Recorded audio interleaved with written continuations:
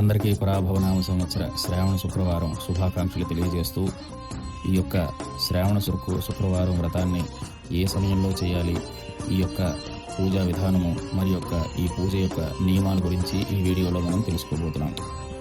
ఈ యొక్క వీడియోలో మనకి ముందుగా శ్రావణ శుక్రవారం నాడు తెల్లవారుజామున నిద్రలేచి కాలకృత్యాలు నెరవేర్చుకొని స్నానపానాదులు ముగించుకొని శుచిగా నిర్మలమైనటువంటి భక్తి శ్రద్ధలతో అమ్మవారి యొక్క అనుగ్రహం పొందడానికని చెప్పేసి పూజా స్థలంలో చక్కగా అలిగి ముగ్గులు పెట్టి అమ్మవారికి ఆసనాన్ని ఏర్పరిచి హరిద్ర గణపతిని ఏర్పరచుకొని స్వామికి ధూపదీప నైవేద్యములతో హరిద్ర గణపతికి అర్చన అనంతరము కూడా కలశ స్థాపన చేసుకున్న అనంతరము అమ్మవారికి కుంకుమార్చన సహితంగా అమ్మవారిని అర్చన చేసుకుని ఈ యొక్క పట్టుతోరం ఏదైతే ఉంటుందో ఆ పట్టుతోరాన్ని పునఃస్త్రీలు చక్కగా అమ్మవారికి అలంకరణ చేసినటువంటి పూజలో పెట్టుకుని ఆ పూజ అనంతరము కూడా పట్టుతోరం అనేటువంటిది వారు కట్టుకుంటారో వారికి అష్టైశ్వర భోగభాగ్యాలు కూడా కలుగుతాయని చెప్పేసి చెప్పడం జరుగుతుంది.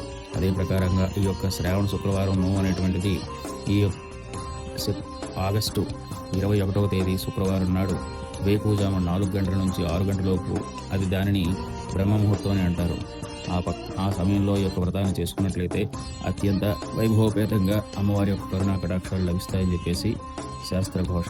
అదే ప్రకారంగా లేని పక్షంలో ఉదయం సూర్యోదయం అనంతరము కూడా 9 గంటల 10 నిమిషాల తర్వాత 11 గంటల 45 నిమిషాల లోపు ఈ యొక్క వ్రతాన్ని ఆచరించుకోవచ్చును. లేని పక్షంలో మధ్యాహ్నం 1 గంట నుంచి 4 గంటల లోపు ఈ యొక్క వ్రతాన్ని ఆచరించుకోవచ్చును.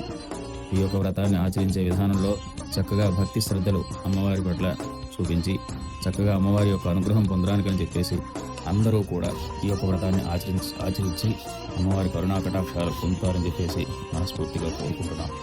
ఓం మహాలక్ష్మీదేవి నమో నమః.